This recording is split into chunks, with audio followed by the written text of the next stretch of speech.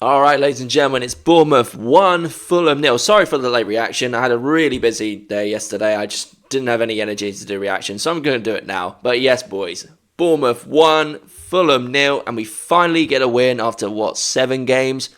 God, honestly, it was getting to the point where I generally forgot what winning a game felt like. And yeah, I tell you what, as great as it was to get the 3 points, we got to be honest, lads, that was definitely a game of two halves. The first half, I'd say about the first 20 minutes after we scored the goal, it felt like we were really energetic, we were really up for it, we were really going for it. It felt like we were going to get at least 2 or 3 the way we were going in the first half.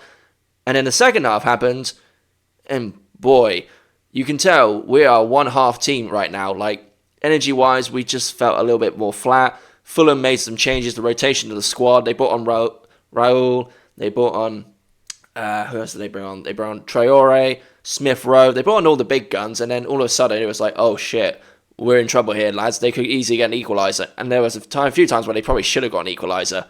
Now, don't get me wrong, Evan Nilsson should have scored that goal. He's literally a tap-in. I was right next to it as he was about to score.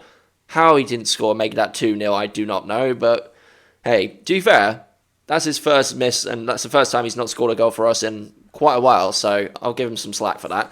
It was good to see Semenyo score. He hasn't scored for a while. And it's good that we've also got like Tavernier coming back, and it gives a bit more rotation.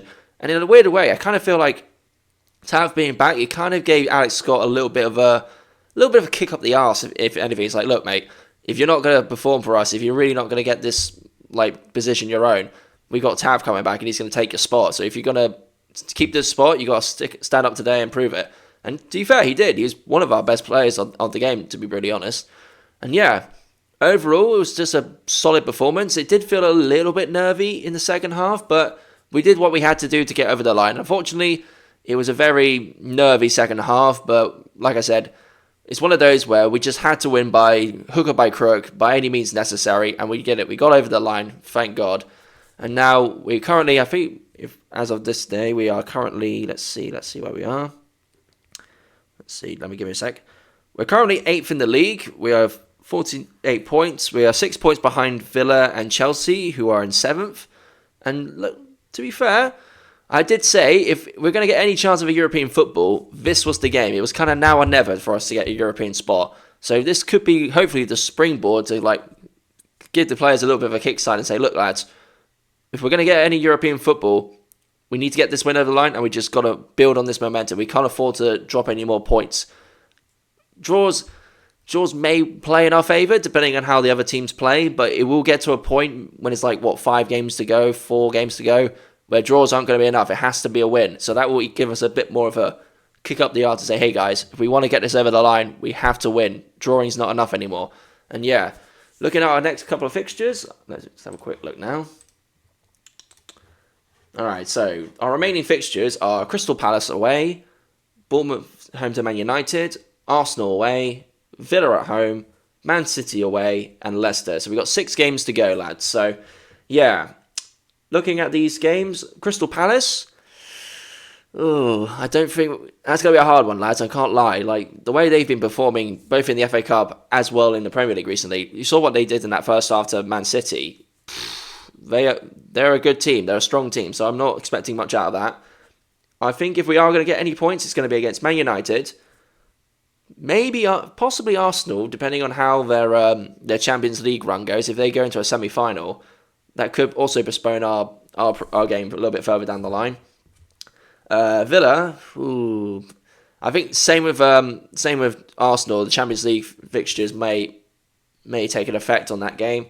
Man City, I think by that point we'll kind of know if we're going to get European football or not. If we haven't got that by, say, Arsenal, the Villa game, I think the Man City game, if it is what it is, we'll just let it go.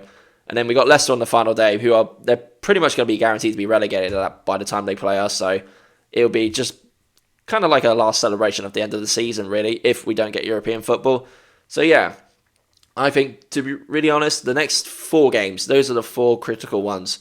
If we don't get at least 6 points, maybe 9 points out of those 4 fixtures, I think that's the end of European run, unfortunately. So yeah, it's a big couple of games coming up, lads, and I'm excited to see how they go. I'll be doing a live watch along for the Crystal Palace game, and yeah, I'm hoping that we hopefully somehow we can pull an upset, because if we do, I think it will be a bit of an upset if we can beat Palace right now, because Palace are just flying right now. Eze scoring goals, Mateta's scoring goals, Sarr scoring goals. Like, they're just a really well-run machine right now, so it'll be interesting to see how we do. And yeah, looking forward to that on the weekend, and we'll see how we do, boys. And on that note, ladies and gentlemen, thank you for watching my match reaction. Sorry it's a bit late, it's just I had work and I was tired. It is what it is, it's just one of those things. I've been your boy Richard Morse of the Cherries. Well done, boys, well done with the win, and I'll catch you in the watch-along. See you later.